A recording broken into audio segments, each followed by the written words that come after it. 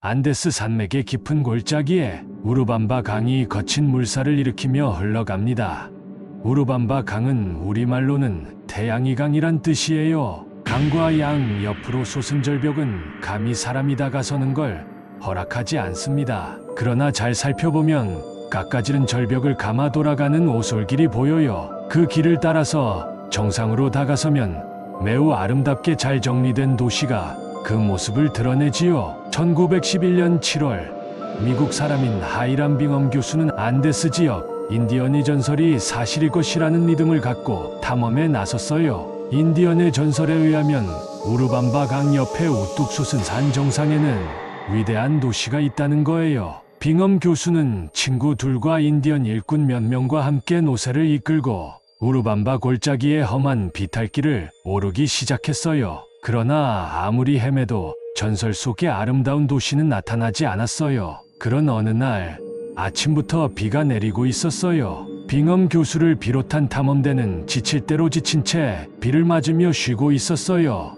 모두들 전설의 도시 찾기를 그만두고 돌아가자는 분위기였어요. 그때였어요. 탐험대가 머물고 있는 곳에 한 개척민이 다가오더니 자기를 따라오라는 것이었어요. 탐험대는 개척민을 따라서 강을 건너 700m 높이나 되는 비탈길을 올라갔어요. 그러나 그곳에는 아무것도 없었어요. 실망한 탐험대는 그곳에 사는 인디언 두 사람을 만나 물을 얻어 마셨어요. 그런데 한 인디언이 이렇게 말했어요.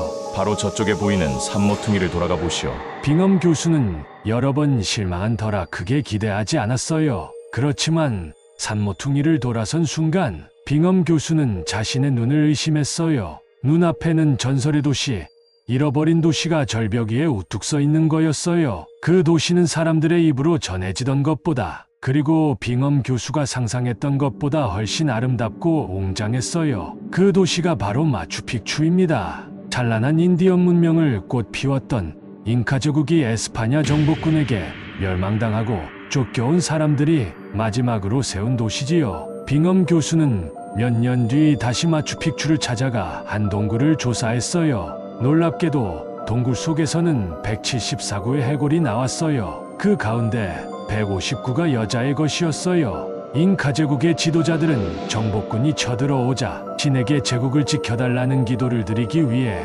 소녀들을 뽑아 마추픽추에서 기도를 드리게 했다고 해요. 그리고 몇 명의 남자들로 그 도시를 지키게 했고요. 그러나 잉카 제국은 침략군에 의해 멸망당했고 마추픽추는 바깥 세상 사람들한테 잊혀진 채 세월이 흘러갔어요. 그러는 동안 소녀들은 늙어 죽고 도시를 지키던 사내들도 뿔뿔이 흩어져 버렸지요. 얼마 지나지 않아 정글이 도시를 덮었고 마추픽추의 역사도 정글에 묻힌 채 안데스 인디언의 전설이 되고 말았던 것이에요.